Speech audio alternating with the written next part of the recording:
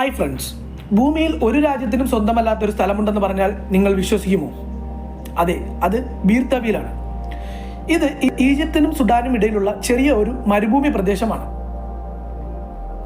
സാധാരണയായി ഓരോ ഭൂഭാഗവും ഏതെങ്കിലും ഒരു രാജ്യത്തിന്റെ നിയന്ത്രണത്തിലായിരിക്കും. പക്ഷേ ബീർ തവീലിന്റെ കഥ വ്യത്യസ്തമാണ്.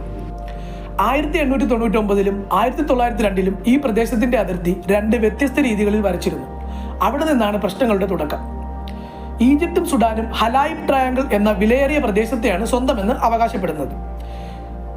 എന്നാൽ അങ്ങനെ അവകാശപ്പെടുമ്പോൾ ബീർ തവീൽ അവരുടെ നിയന്ത്രണത്തിന് പുറത്താകും. അതുകൊണ്ട് തന്നെ രണ്ട് രാജ്യങ്ങളും ബീർ തവീൽ സ്വന്തം രാജ്യത്തിന്റെ ഭാഗമാണെന്ന് പറയാറില്ല.